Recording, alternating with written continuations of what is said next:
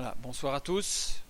Ce soir, nous continuons sur notre étude du Sermon sur la montagne, des béatitudes, pour terminer par cette béatitude relativement incompréhensible quand même. Heureux ceux qui sont persécutés. On va regarder ce que Jésus nous a dit au travers de cette parole qui est quand même surprenante, parce que ça juxtapose deux termes qui sont quand même difficiles à concevoir ensemble, à savoir le bonheur, être heureux, et être persécuté, sachant que la persécution est quand même quelque chose de difficile. On n'est pas seulement dans quelque chose, une contrariété ou une difficulté. La persécution est quelque chose de très très profond. Donc, nous allons refaire une petite rétrospective rapide des autres béatitudes. Et première, donc, heureux les pauvres en esprit, car le royaume des cieux est à eux. Matthieu 5,3. Ensuite, heureux les affligés, ceux qui pleurent, car ils seront consolés. Matthieu 5,4. Heureux les débonnaires ou les doux, car ils hériteront la terre. Matthieu 5,5. Heureux ceux qui ont faim et soif de justice, car ils seront rassasiés. Matthieu 5,6. Heureux les miséricordieux, car ils obtiendront miséricorde. Matthieu 5,7. Heureux ceux qui ont le cœur pur, car ils verront Dieu. Matthieu 5,8.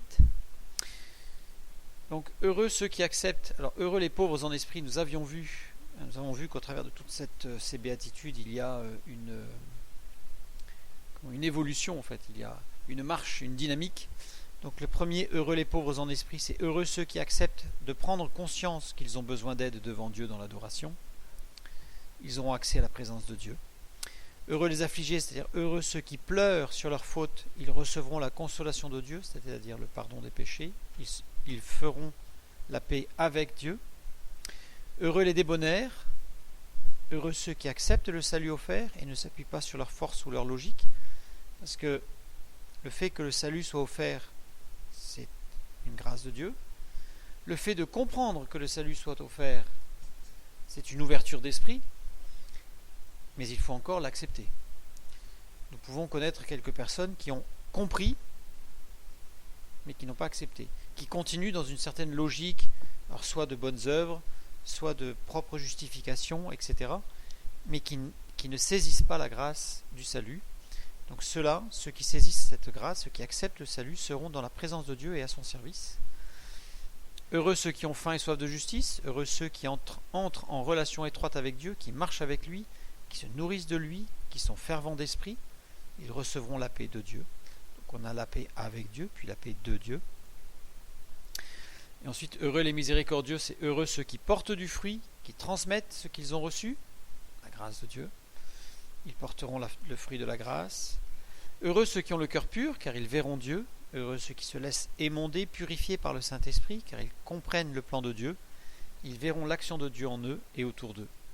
Et la dernière béatitude, parce qu'il y a une petite erreur dans mon diaporama, heureux ceux qui procurent la paix, car ils seront appelés fils de Dieu. Et bien justement, heureux ceux qui ont fait la paix avec Dieu, justement, qui ont reçu sa paix et qui sont fermement accrochés au but, à Christ. Ils seront absous et seront invités dans la présence de Dieu. Et la dernière béatitude, celle d'aujourd'hui, Matthieu chapitre 5, versets 10 à 12, qui est bien détaillée par rapport aux autres. Heureux ceux qui sont persécutés à cause de la justice, car le royaume des cieux est à eux. Heureux serez-vous lorsqu'on vous insultera, qu'on vous persécutera, et qu'on répandra sur vous toutes sortes de mal à cause de moi. Réjouissez-vous et soyez dans l'allégresse, parce que votre récompense sera grande dans les cieux, car c'est ainsi qu'on a persécuté les prophètes qui vous ont précédés. Amen. Si on s'arrête là, comme je l'ai dit tout à l'heure, ce sont 3 versets, 10, 11, 12, qui sont difficiles à entendre, qui sont surprenants, surtout dans la bouche de Jésus, qui était un homme de paix, qui était la douceur. Et là, il amène quelque chose qui semble vraiment difficile. Regardons d'un peu plus près. Heureux ceux qui sont persécutés. Dioko. Dioko, c'est un verbe, presque toujours traduit dans la Bible par persécuter. Jusque-là, ça va. Mais dioko signifie littéralement faire courir ou faire s'enfuir, amener à la fuite, quelque chose de rapide, dynamique, courir. Dioko signifie aussi courir rapidement pour attraper une personne ou une chose. Dioko signifie aussi troubler. Le verbe dioko signifie aussi chercher sincèrement, vouloir fermement acquérir, dans un sens plutôt métaphorique. Donc on peut courir, chercher sincèrement quelque chose, un état ou quelque chose qui n'est pas matériel. Ce verbe, en l'occurrence, dans notre verset, est conjugué au parfait. Au parfait, ça veut dire que l'action est terminée dans le passé, une fois pour toutes, et elle n'a pas besoin d'être répétée. Alors déjà, rien que le fait qu'il soit conjugué au parfait nous montre que là, dans la traduction, on a un petit souci. Parce que l'action est terminée dans le passé, une fois pour toutes, et elle n'a pas besoin d'être répétée. Donc on n'est pas du tout dans une compréhension du texte « heureux celui qui est en train d'être persécuté » ou qui est persécuté depuis un moment et qui va être encore persécuté jusqu'à perdre la vie à la limite. Pas du tout. On est dans une notion de quelque chose qui s'est passé et qui n'a pas besoin d'être reproduit. Sachant que nous avons vu que dioko, traduit par persécuté, signifie aussi chercher sincèrement, être troublé, courir rapidement pour attraper quelque chose ou quelqu'un. Donc cela signifie qu'il s'est passé quelque chose dans le passé qui nous a troublés, et c'est ça qui est le sujet du bonheur. Ce n'est pas prophétique, sinon ce ne serait pas le parfait.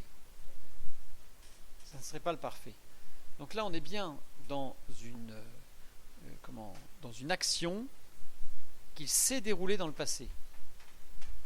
Non pas heureux celui qui est en train d'être persécuté. J'insiste parce que c'est vraiment important de bien comprendre que c'est quelque chose qui s'est passé, qui a eu lieu et qui nous a troublés. On continue. L'apôtre Paul emploie ce verbe à son propos, à lui, dioko, dans Philippiens chapitre 3 verset 6. Il dit « Moi aussi, cependant, j'aurai sujet de mettre ma confiance en la chair. Si quelque autre croit pouvoir se confier en la chair, je le puis bien davantage, moi, circoncis le 8e jour, de la race d'Israël, de la tribu de Benjamin, hébreu né d'hébreu, quant à la loi pharisien, quant aux ailes persécuteurs de l'Église, irréprochable à l'égard de la justice de la loi. » Persécuteur, dioko. Le problème dans ce verset, c'est que dioko est un verbe et non pas un nom. C'est-à-dire que ce n'est pas persécuteur qu'il faudrait lire, puisque c'est un verbe. Or, persécuteur est un nom. Un persécuteur. Il est conjugué au présent. Et non pas au parfait. Ou au passé. Ça veut dire que Paul dit, alors qu'il est l'apôtre Paul, qu'il est celui qui est en train d'édifier l'Église, il est en train de dire aux Philippiens, je persécute l'Église. C'est au présent. On va mieux comprendre le sens de ce mot. Étant donné qu'il est conjugué au présent, dioko, sous la plume de l'apôtre Paul, alors qu'il écrit aux Philippiens, quant aux ailes persécuteurs de l'Église ne signifie pas quant aux ailes j'ai persécuté l'Église, puisque ce verbe est conjugué au présent, mais il dit quant aux ailes j'importune l'Église, c'est-à-dire qu'en permanence il est là comme un aiguillon pour faire bouger l'Église, pour importuner l'Église, pour troubler l'Église, pour l'amener à bouger et à avancer. En fait, par contre, on va y venir après, mais dans 1 Timothée 1,13, là l'apôtre Paul emploie le même verbe.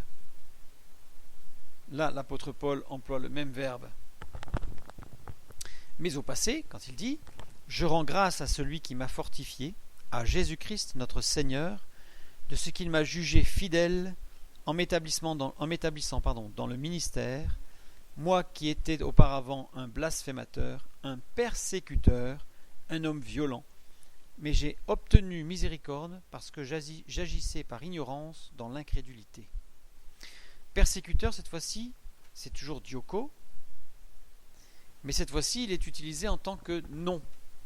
Donc la racine, c'est dioko, mais c'est diokon, donc c'est un nom. Je fais une petite faute, il y a le nu à la fin.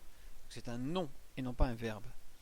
Et il y a bien moi qui étais auparavant. Protéron, qui signifie littéralement auparavant, avant, autrefois. Donc l'apôtre Paul dit bien que c'était avant, il était un persécuteur de l'Église, cette fois-ci du côté négatif, puisqu'il a troublé l'Église. Il troublait l'Église, mais pas dans le bon sens. Paul a été un persécuteur de l'Église dans le passé, mais aujourd'hui, il dérange dans le sens où il dit la vérité et oblige les remises en cause. C'est-à-dire que ce verbe persécuter, dioko, signifie, autant peut signifier persécuter dans le sens premier où on l'entend, c'est-à-dire faire du mal.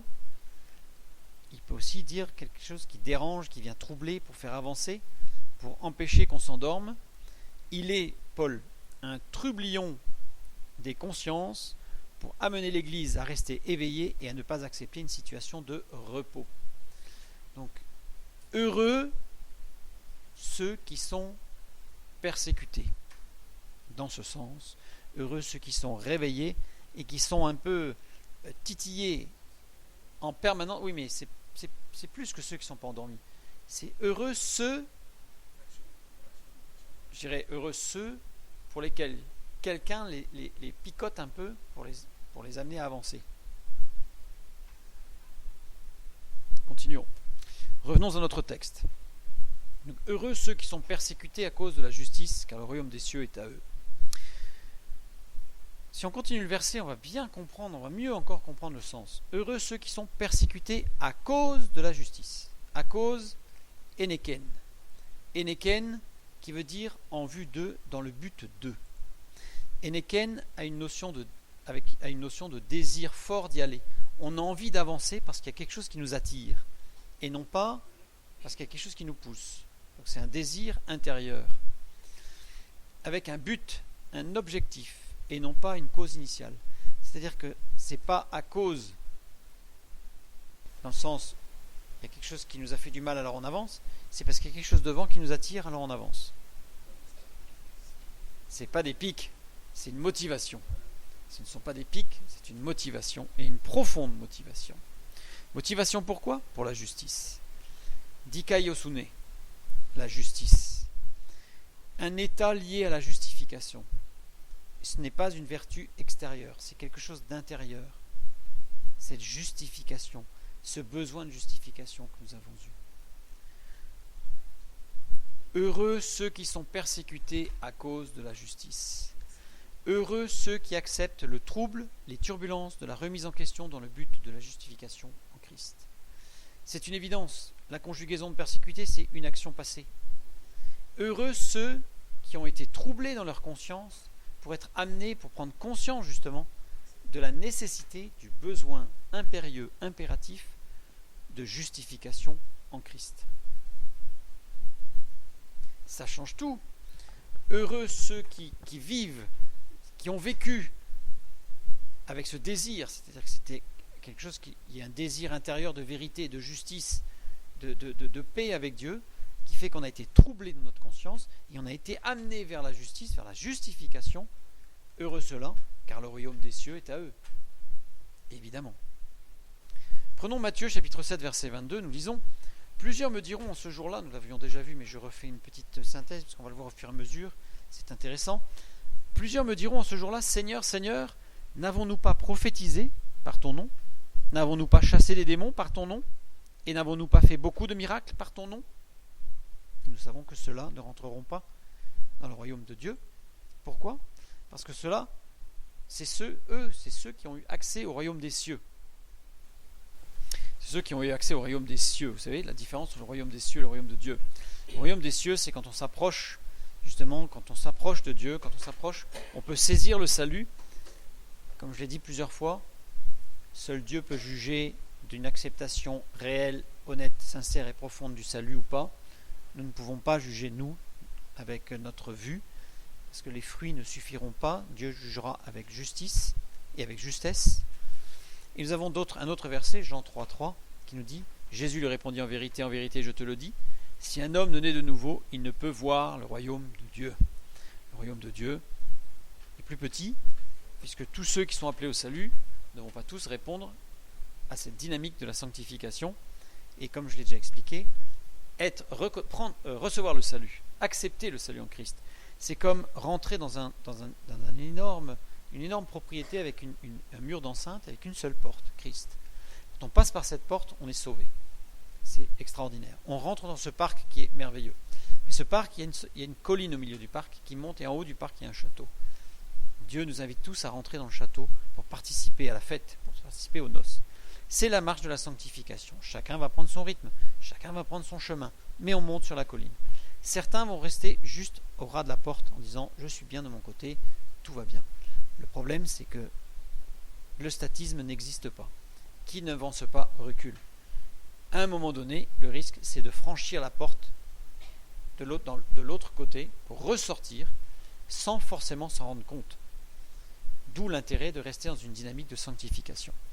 En tout cas, heureux ceux qui sont persécutés, heureux ceux qui ont accepté, qui ont accepté le trouble, les turbulences de la remise en question, dans le but de la justification en Christ, car le royaume des cieux est à eux. En effet, ils rentrent dans cette dynamique du salut, qui n'est qu'un début, qui n'est qu'un commencement. Ce n'est pas une arrivée, c'est un commencement.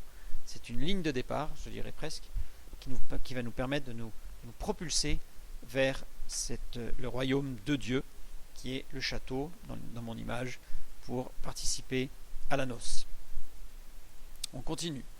Nous continuons avec notre verset, donc Matthieu 5, 10 à 12, nos trois versets. Heureux ceux qui sont persécutés à cause de la justice, car le royaume des cieux est à eux. Cette fois-ci, nous avons bien compris cette première phrase. Cependant, la suite semble nous donner tort. Heureux serez-vous lorsqu'on vous insultera, qu'on vous persécutera, et qu'on répandra sur vous toutes sortes de mal à cause de moi. Réjouissez-vous et soyez dans l'allégresse, parce que votre récompense sera grande dans les cieux, car c'est ainsi qu'on a persécuté les prophètes qui vous ont précédés. Donc là, ça insiste plus que lourdement. Regardons. Heureux serez-vous lorsqu'on vous insultera. Oneidiso. Oneidiso qui signifie outrager ou être outragé, qui signifie faire des reproches, reprocher, combattre, pointer du doigt. Dans oneidiso, il n'y a aucune notion de quelque chose de faux.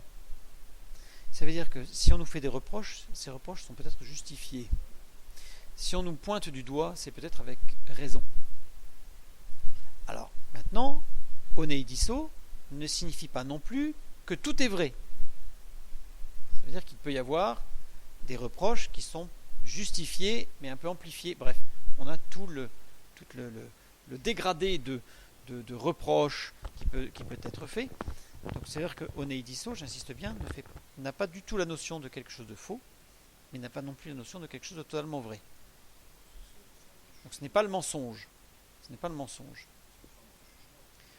C'est une forme de jugement qui peut être fait par n'importe qui, puisqu'il arrive parfois que même en tant que chrétien, notre marche avec Dieu ne soit pas des plus correctes. Alors en plus, si on joue sur ce qu'on appelle le piétisme, c'est-à-dire la séparation, il y a des chrétiens qui considèrent que l'évangile et la parole de Dieu n'est vrai que pour le culte et que pour la vie de prière ou à la limite le dimanche.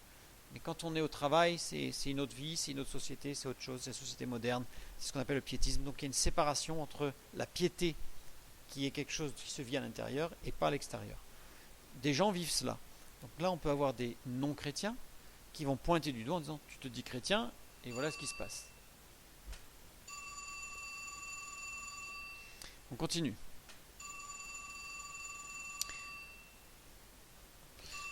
Donc, heureux serez-vous lorsqu'on vous insultera, donc qu'on vous fera des reproches. Qu'on vous fera des reproches, qu'on vous persécutera. On retrouve dioko.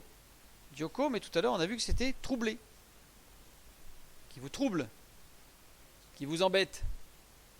Et comme l'a employé l'apôtre Paul, qui nous embête peut-être dans notre position assise en disant « je suis sauvé, tout va très bien ». Je chante quelques cantiques, c'est formidable. Là, il est écrit devant nous au futur, mais si on regarde bien, en fait, les deux verbes, oneidiso et dioko, ne sont pas conjugués au futur, ils sont conjugués à l'aoriste. L'aoriste, ça veut dire quoi? Ça veut dire que la conjugaison insiste sur une action ponctuelle. Donc là, on n'est pas dans quelque chose de continu, qui vient là en permanence, c'est ponctuel. Et l'aoriste ne fait pas référence au passé, au présent et au futur, c'est atemporel. C'est-à-dire que là, par contre, ça peut être à n'importe quel moment, et ça peut se répéter. C'est ponctuel, mais ça peut se répéter. Cette fois-ci, cette deuxième partie de cette béatitude correspond là à une dynamique. Heureux serez-vous lorsqu'on vous fera des reproches, ou lorsque l'on vous fait des reproches. Heureux êtes-vous lorsqu'on vous fait des reproches. Non pas, même si c'est un reproche qui a pour but de faire du mal d'ailleurs, mais si ça nous permet de ne pas rester assis et d'avancer avec Dieu, alors on est heureux. Persécuter, la même chose, troubler. Ça peut être quelqu'un qui prêche la parole de Dieu et qui vient nous troubler parce qu'il nous dit des choses un peu qui nous dérangent. Ça peut être des tas de choses, mais le Saint-Esprit utilise systématiquement. Donc heureux êtes-vous, serez-vous, lorsqu'on vous fait des reproches, lorsqu'on vous pointe du doigt, avec au moins une part de raison. Puisque je vous dis, Oneidiso ne fait pas du tout mention à quelque chose qui est un mensonge, qui est totalement faux. Donc il y a une part de vérité dans ce qu'on dit. Heureux êtes-vous, parce qu'à ce moment-là, eh bien, évidemment, vous pouvez progresser et vous rapprocher de Dieu. Alors, et qu'on répandra sur vous toutes sortes de mal à cause de moi. Répandre, épo. Certaines traductions disent et qu'on dira de vous, puisque c'est vraiment épo, c'est vraiment dire, c'est vraiment parler. Donc quand on parle de quelqu'un, c'est épo, je parle. Donc heureux serez-vous quand on répandra, quand on dira sur vous toutes sortes de mal. Le truc qu'il faut relever, c'est que ce verbe épo ne s'emploie qu'à un seul temps en grec. Le passé. Le passé. Il fait référence au passé. Il y a un mot qui n'est pas traduit ici, répandra sur vous, réma, sujet de discours. Un sujet de discours. Donc quand on va parler, et qu'on va en faire toute une glose, réma, sur vous toutes sortes de mal, à cause de moi, on retrouve eneken.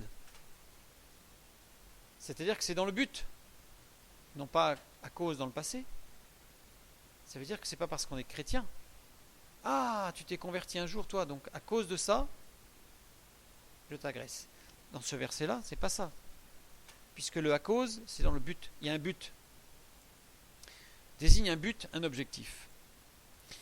L'objectif des calomnies, des paroles désagréables, ici, dont il est parlé, est de porter atteinte à l'œuvre de Jésus-Christ et de nous faire douter de l'œuvre de Christ en nous.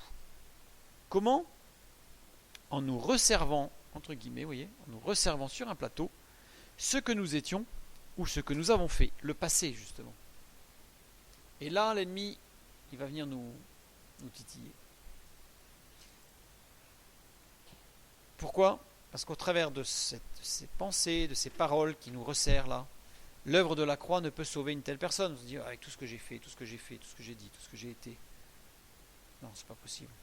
Dieu m'en veut encore, c'est pas possible, il m'a pas pardonné. Et donc à ce moment-là, c'est remettre en cause et l'œuvre de Jésus-Christ, d'une façon globale, puisque ça veut dire que Christ n'est pas là, n'est pas venu sauver l'humanité.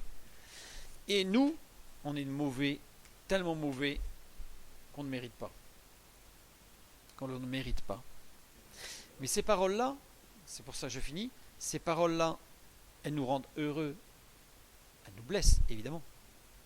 Mais quand on s'approche de Christ, dans cette dynamique de la justification, et donc de la sanctification, eh bien au contraire, ça vient nous faire prendre conscience ô combien la grâce de Dieu a été grande pour nous. Nous avons un exemple, l'apôtre Paul. L'apôtre Paul qui dit « J'ai demandé au Seigneur d'éloigner par 3 fois cette écharde dans la chair que le malin vient souffleter. » Alors il faudrait étudier, mais souffleter, on retrouve cette notion de parole du passé. Ça veut dire que à maintes reprises, l'ennemi venait dire à Paul, attends, sois sérieux Paul, C'est toi qui édifies l'église, toi qui as tué des gens, toi qui es un assassin, toi qui as massacré en lapidant.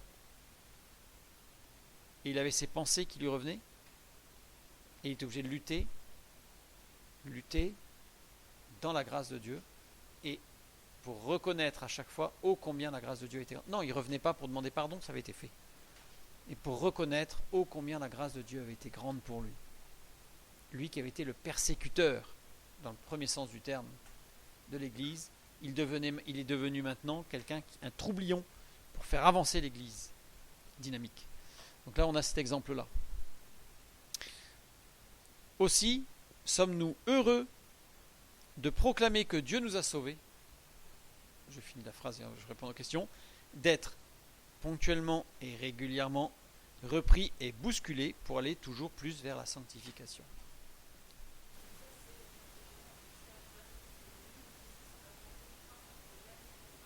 Ce n'est pas quand Dieu pointe un problème. Alors, c'est soit l'ennemi, soit pas forcément l'ennemi. Ça peut être des frères, ça peut être une prédication, ça peut être un cantique que l'on chante et qui vient nous troubler, mais c'est pas une... Insultera signifie littéralement reprocher. On reçoit de temps en temps quelques petites tapes gentilles sur l'épaule qui nous dit hey, il faut peut-être que ça dans ta vie, il faut peut-être que tu le modifies un petit peu. Par exemple, un esprit de jugement ou un esprit légaliste, il y en a de toutes sortes. Ça peut venir de Dieu, mais ce n'est pas une parole. Quand on lit dans son culte personnel la parole de Dieu, c'est différent. Là, on n'est pas dans le logos, on est vraiment dans une dynamique extérieure de soit fraternelle, de communion fraternelle, soit dans le monde. Il n'y a pas forcément, dans le texte en français tel qu'on l'a là, il y a une connotation extrêmement négative. Alors qu'en réalité, si on le traduit littéralement, ce n'est pas que négatif. Il y a aussi du positif. C'est-à-dire que ça peut être des frères et sœurs qui prient pour nous, qui viennent nous voir en disant mon frère, ma sœur, j'ai l'impression que dans ta vie, il faudrait peut-être que tu laisses ça tomber et que, je sais pas, que tu voilà. Donc ils viennent nous titiller. Alors on a deux réactions évidemment immédiates. C'est mais non, et puis après on réfléchit, peu importe. L'objectif, c'est heureux celui qui va se laisser interpeller par toutes ces occasions pour progresser en Christ, dans cette sanctification. C'est hyper dynamique. Quand on lit le texte en français, on a l'impression que c'est l'inverse de dynamique, c'est écrasant. Alors qu'en réalité, ce que je veux bien faire ressortir au niveau des mots et des conjugaisons qui sont utilisées, c'est quelque chose de très très dynamique qui nous fait avancer. Alors peut-être que l'idée de certains, c'était de nous empêcher d'avancer. Si on s'appuie toujours sur Christ, comme là, quand on nous resserre le passé, se dire mais quelle grâce le Seigneur m'a faite. J'étais comme ça, j'ai fait ça, et Dieu pourtant m'a pardonné et me permet de grandir. Comment ? C'est prendre position. C'est prendre position. C'est prendre position, là, dans ce cas-là, bien entendu, et affirmer par la foi. Et bon, après, c'est tout ce qui joue sur la sanctification. Là, on parle vraiment de sanctification, on ne parle pas d'édification. Prise de position, c'est l'édification. On a d'autres passages dans les épîtres en particulier qui nous parlent de l'édification. Là, Jésus, au travers de ce texte, nous montre bien cette dynamique de sanctification. C'est-à-dire qu'une fois heureux ceux qui ont été, il aurait fait traduire, persécutés à cause de la justice, ceux qui ont accepté le salut, qui ont été perturbés dans leur conscience, qui ont accepté le salut, et à ce moment-là, on commence une dynamique. Une dynamique, parce que malheureusement, on est un peu tous pareils. Quand tout va bien, et que ça fait un moment que tout va bien, on s'assoit, et tout va bien. Et on a régulièrement besoin d'être un peu titillé pour se relever et dire non, on continue à avancer. On voit ça très très bien dans la vie d'Élie par exemple, où Dieu a été obligé à certains moments de sa vie de dire Élie, maintenant tu te lèves et tu marches. Il y a des hommes de Dieu connus, comme Finney, qui a dit il demandait à Dieu un réveil spirituel dans sa vie tous les 6 mois. Parce qu'il s'était rendu compte qu'au bout de 6 mois, qu'il y avait des bénédictions, qu'il y avait des miracles, que l'église grandissait, c'était formidable, et il commençait à s'asseoir. On est tous pareils. On est tous pareils.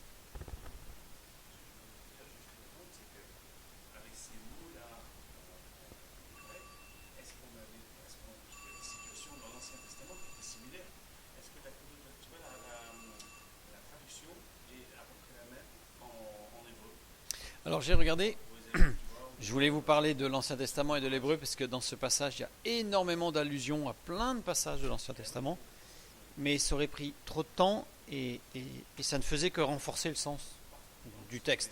Donc c'était pas nécessaire d'élargir puisqu'on n'avait pas plus de, on n'avait pas des notions supplémentaires. C'était vraiment la confirmation de ce que nous disons ce soir. Continuons. Toujours sur nos 3 versets, Matthieu 5, 10 à 12. Donc, nous avons vu que heureux ceux qui sont persécutés à cause de la justice, car le royaume des cieux est à eux, concerne ceux qui ont accepté le salut, donc ceux qui vont rentrer dans le royaume des cieux. Ce qui est un début. C'est pas que c'est déjà pas mal, c'est que c'est un début. C'est le premier pas. Et heureux serez-vous lorsqu'on vous insultera, qu'on vous persécutera et qu'on répandra sur vous toutes sortes de mal à cause de moi. Désigne tous ceux qui vont rentrer dans le royaume de Dieu, à travers de cette dynamique, qui vont accepter en fait d'être en marche et d'être mis en marche, maintenus en marche en permanence. Et de ne pas s'asseoir. En disant, je suis sauvé, tout va bien, c'est bon. On verra ça encore plus en détail quand on étudiera d'ici dans 15 jours la parabole des 10 vierges. On verra bien la différence entre ceux qui se sont assis et ceux qui ne se sont pas assis. Même si tous se sont assoupis, mais on verra ça. Attention, il faut quand même souligner quelque chose.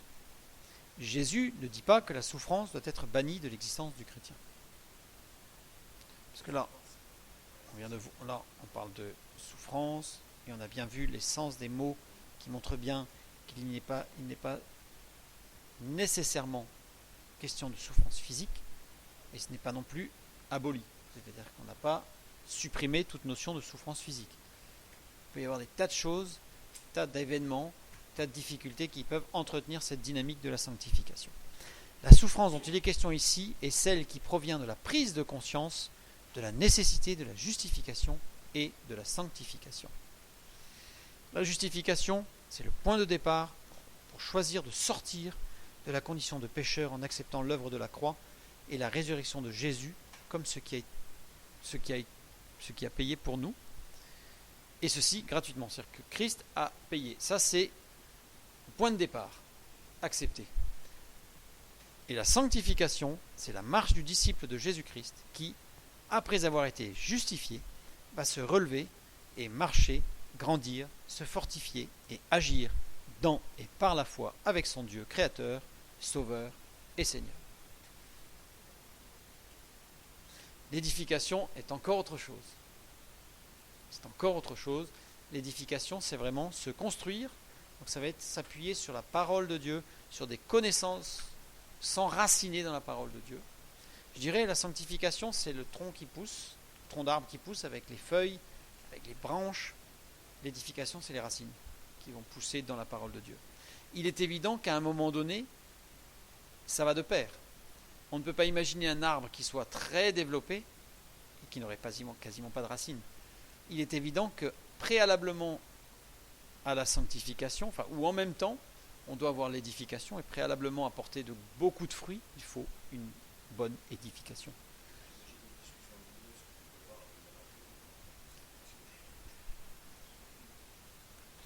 Exemple de quelqu'un qui refusait la remise en cause personnelle et profonde.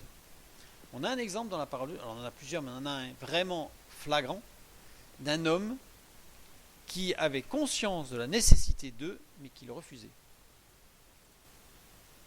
2 Pierre 2,8, il y avait Saül, mais on a aussi Lot. Lot, profondément attristé de la conduite de ces hommes sans frein dans leur dissolution, car ce juste qui habitait au milieu d'eux tourmentait journellement son âme juste à cause de ce qu'il voyait et entendait de leurs œuvres criminelles. Et pourtant, il n'est jamais sorti de Sodome.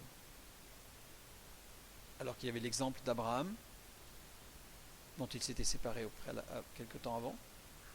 Donc Lot, on voit, il tourmentait journellement. Journellement, ça insiste vraiment sur le travail quotidien.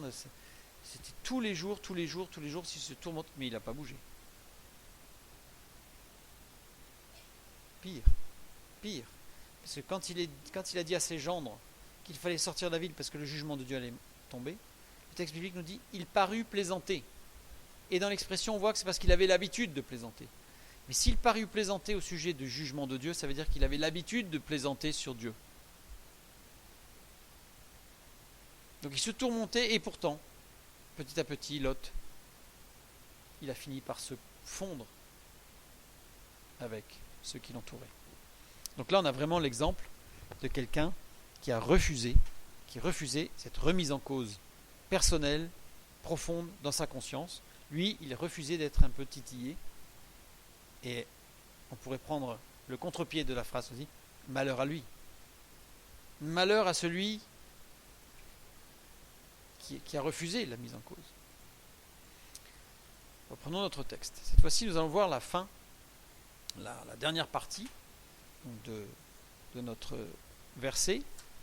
Réjouissez-vous et soyez dans l'allégresse, parce que votre récompense sera grande dans les cieux, car c'est ainsi qu'on a persécuté les prophètes qui vous ont précédés.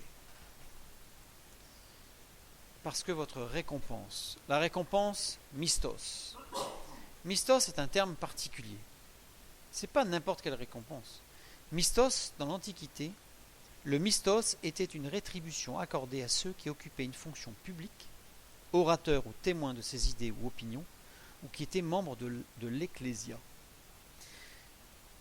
Ça demande quelques explications.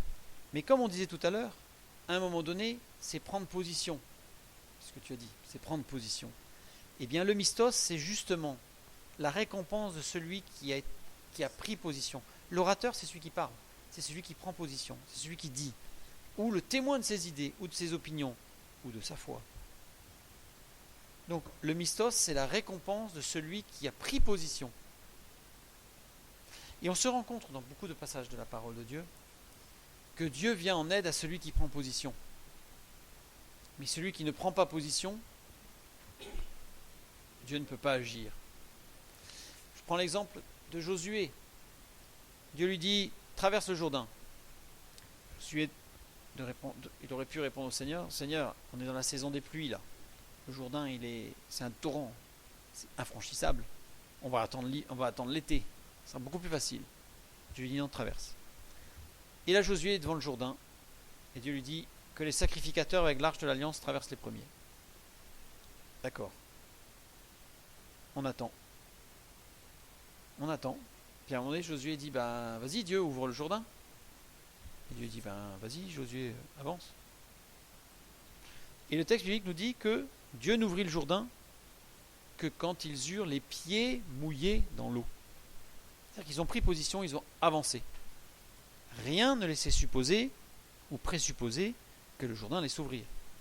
Seule la parole de Dieu l'affirmait. Donc c'était une parole de vérité. Si on prend position pour Dieu, Dieu nous aidera à garder cette position. Si on attend que Dieu nous aide à garder la position alors qu'on n'a pas encore pris position, on risque d'attendre longtemps. Prenons position, avec sagesse bien entendu, prenons position en tout cas sur notre sanctification, laissons-nous émoustiller par tout ce qui nous arrive et nous resterons dans la dynamique de Dieu. Donc cette récompense, c'est le mistos, cette rétribution accordée à ceux qui occupaient une fonction publique ou qui étaient membres de l'Ecclésia. L'Ecclésia, c'était quoi? C'était tous ceux qui faisaient partie de ceux qui prenaient position. Après, bibliquement, l'Ecclésia, c'est tous ceux qui forment le corps de Christ. L'Ecclésia, c'est à partir du moment où on est réunis à 2 ou 3 pour parler de la parole de Dieu, pour chanter des cantiques, pour prier, on forme une Ecclésia. L'Ecclésia, ce n'est pas que l'église locale dans le bâtiment le dimanche matin ou le vendredi soir à la prière, ou je ne sais quel autre jour, pour quelque réunion que ce soit. Bien sûr, ça forme aussi une Ecclésia. Mais à partir du moment où on est, même en famille, alloué à chanter des cantiques, à prier, à lire la parole de Dieu, ou à discuter sur la parole de Dieu et sur la puissance de la parole de Dieu, on forme une Ecclésia. Partie du corps de Christ. Donc, le mistos est pour tous ceux qui sont membres de l'Ecclésia, parce que être membre de l'Ecclésia, ça signifie prendre position pour Dieu. Donc, réjouissez-vous et soyez dans l'allégresse, parce que votre récompense sera grande dans les cieux, et c'est ainsi qu'on a persécuté les prophètes qui vous ont précédés. C'est ainsi qu'on les a persécutés, dioko. C'est ainsi que les prophètes du passé ont été émoustillés, ont été tenus debout, ont été tenus en haleine, afin de toujours proclamer la puissance de la parole de Dieu, toujours prendre position. Et on le voit bien dans les vies d'Élie, d'Élisée, de Moïse, où il y a eu des événements qui sont venus pour. Rappelez-vous, Jéthro, le beau-père de Moïse, Moïse qui tenait le peuple, qui jugeait le peuple, et c'est Jéthro qui est venu lui dire: Hé Moïse, t'en fais un peu trop là. Moïse a accepté, et il a revu son fonctionnement, où il a établi des anciens, 70 anciens, etc., etc. Il a accepté. Oui, mais il a accepté. Il a accepté. Et on voit ça pour Élie, pour Élisée, pour des prophètes, pour Jérémie, pour Néhémie, où ils ont accepté d'être remis un petit peu en cause, non pas forcément dans un esprit de jugement négatif, mais toujours en se disant: eh bien, je vais encore progresser. On avance encore. Donc, dioko ici a la voix active, c'est-à-dire que ce sont les sujets, c'est très important, car c'est ainsi qu'on a persécuté les prophètes. Le verbe n'est pas à la voix passive, car c'est ainsi que les prophètes ont aussi agi. Rappelez-vous Élie et Élisée, comment ils titillaient le peuple pour qu'il reste debout. Les juges ont tous utilisé cette technique, je dirais entre guillemets, de persécution, c'est-à-dire de trouble, pour venir titiller le peuple pour qu'il ne se repose pas mais qu'il avance. Donc ceux qui ont agi, c'est les prophètes aussi. C'est la voix active. Ce sont les prophètes qui ont persécuté le peuple. Mode indicatif décrit un fait réel, un fait historique. Ça ne se discute pas, c'est un fait historique, c'est comme ça. Et l'aoriste, pas de référence au passé, au présent et au futur. C'est ainsi qu'ont agi les prophètes, qu'agissent les prophètes, qu'agiront les prophètes. Le véritable prophète de Dieu, c'est celui qui vient titiller. Et on le voit très très bien dans l'Ancien Testament avec les faux prophètes qui sont toujours là à dire des paroles de douceur, des paroles mais c'est bien, continue comme ça, c'est bien, c'est formidable. Dieu sait aussi nous dire quand c'est bien. Mais il a aussi un but, un projet pour nous, et il nous titille pour qu'on se lève et qu'on avance. Car c'est ainsi qu'on a persécuté les prophètes qui vous ont précédés. On pourrait traduire par: car c'en était ainsi pour les prophètes qui vous ont précédés. C'est-à-dire pour les prophètes dans le sens, ça a été fait comme ça pour eux, mais eux ont agi comme ça pour le peuple. Donc acceptons-nous d'être titillés et acceptons que Dieu nous utilise parfois pour aller titiller notre voisin avec amour, sagesse et intelligence, bien entendu. Tout dans l'esprit de Dieu et dans l'esprit de la grâce de Dieu, bien entendu. Ça, c'est vraiment fondamental. C'est vraiment fondamental. On continue. Heureux ceux qui sont persécutés à cause de la justice, car le royaume des cieux est à eux. Vous imaginez tout le relief que prend ce texte. Heureux serez-vous lorsqu'on vous insultera, qu'on vous persécutera et qu'on répandra sur vous toutes sortes de mal à cause de moi. Réjouissez-vous et soyez dans l'allégresse, parce que votre récompense sera grande dans les cieux, car c'est ainsi qu'on a persécuté les prophètes qui vous ont précédés. Heureux ceux qui sont persécutés. Heureux, nous l'avons déjà vu précédemment avec toutes les béatitudes. Makarios. Makarios, béni, heureux. Makarios est régulièrement utilisé par l'apôtre Paul dans une expression makariou théou, qui décrit la plénitude du bonheur en soi-même. Très important, c'est-à-dire que ce n'est pas le bonheur d'avoir un bon travail, une grosse voiture, une belle maison, la santé. Bien sûr, on est content quand ça marche bien. Mais cette félicité, c'est quelque chose qui vient de l'intérieur et qui va sortir, et non l'inverse. Il n'y a pas d'influence par les circonstances extérieures. Et la joie, donc décrit une joie intrinsèque ressentie par celui qui jouit de l'approbation et des bénédictions de Dieu. Elle ne dépend pas du verbe avoir, ni du verbe faire, elle dépend du verbe être. Être dans la paix et dans la plénitude de Dieu, parce qu'on sait qu'on est dans cette dynamique de la sanctification. Et ce bonheur, ce makarios, est repris par réjouissez-vous, kairo. Kairo qui désigne une réjouissance intérieure dans son cœur. Ce n'est pas chanter, danser, louer, courir, sauter, crier. C'est quelque chose d'intérieur. On a cette assurance, cette paix, de cette dynamique, parce qu'on sait que les éléments extérieurs, en fait, ils nous émoustillent, et on peut bénir le Seigneur de ne pas rester assoupi. Même si c'est pas toujours facile. Même si ce n'est pas toujours facile. Soyez dans l'allégresse. Agaliao. Agaliao, se réjouir de faire quelque chose. Là, cette fois-ci, on est dans la réjouissance. On se réjouit parce qu'on est justement dans cette dynamique. Ce verbe agaliao montre bien qu'on est dans une action. On est dans une action. Dans une dynamique. On est en train de monter au château, là. On monte sur la colline. Alors c'est vrai que parfois on peut considérer que le chemin est un peu abrupt et qu'on aurait préféré prendre la voie du sud plutôt que la voie du nord. Souvent dans les montagnes on dit que la voie du nord est plus abrupte. Donc quand on doit escalader, parfois il vaut mieux passer par la voie du sud. Parfois on peut trouver que c'est un peu raide. Mais réjouissons-nous et prenons position parce que Dieu nous conduit et nous amène à être dynamique. À être dynamique. Il s'agit du bonheur d'être dans une dynamique de sanctification. Ça, c'est la véritable dynamique. Et on le voit, comme je l'ai dit tout à l'heure, de l'apôtre Paul, qui dit qu'il a demandé par 3 fois à Dieu d'éloigner cette pensée du malin qui venait le souffleter dans sa chair. Si on prenait littéralement le texte, on verrait que Paul devait avoir un problème physique dû à ce qu'il avait fait dans le passé. Donc a priori, on peut considérer, ça serait une étude à mener, mais on peut penser que Paul avait un problème au niveau d'une jambe, qu'il avait du mal à marcher, qu'il devait avoir une jambe qui était affaiblie. C'est surprenant, hein, mais c'est d'après ce texte. Bon, on n'a pas fait l'étude ce soir. Et donc il avait une trace physique de ce qu'il avait fait dans le passé. Une deuxième chose, il avait un autre problème, c'était un problème de vue. Il avait une maladie aux yeux qui régulièrement suppurait.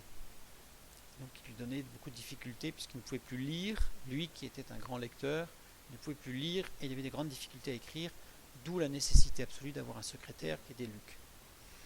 Voilà, parce qu'il avait ces problèmes de Dieu et qui en plus le rendait affreux à voir.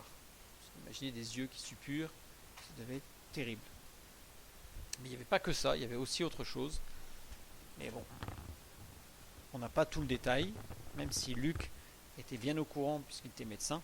Et c'est certainement pour ça d'ailleurs que dans ce passage où Luc a écrit sur la dictée de Paul à ce sujet-là, on y voit par rapport à la jambe. Bien. Mais que nous dit Paul ? Paul nous dit que Dieu lui a répondu par 3 fois, il dit « Ma grâce te suffit ». Et à partir de là, Paul a pris position. Il a pris position pour son Sauveur, pour son Seigneur et pour son Créateur. Très important par rapport à son Créateur, puisque justement il avait des problèmes physiques. Donc il a pris position pour son Créateur, qui l'a créé, pour son Sauveur et pour son Seigneur. Et ce texte, cette dernière béatitude, qui est le point culminant des autres, qui est le point culminant des autres où on a vu une progression, et bien en fait non seulement elle est le point culminant, mais en même temps elle reprend tout. Heureux ceux qui sont persécutés à cause de la justice, heureux ceux qui ont accepté à un moment donné la remise en cause dans leur conscience de leur vie pour accepter la justification nécessaire en Christ, car le royaume des cieux est à eux, ils rentrent dans cette vie dynamique, et ensuite il y a toute cette vie dynamique qui est décrite, et là c'est la réjouissance intérieure, la paix de Dieu, le bonheur de Dieu, le makarios, celui qui ne dépend plus d'aucun élément, qui nous permet de grandir avec lui jour après jour. Amen.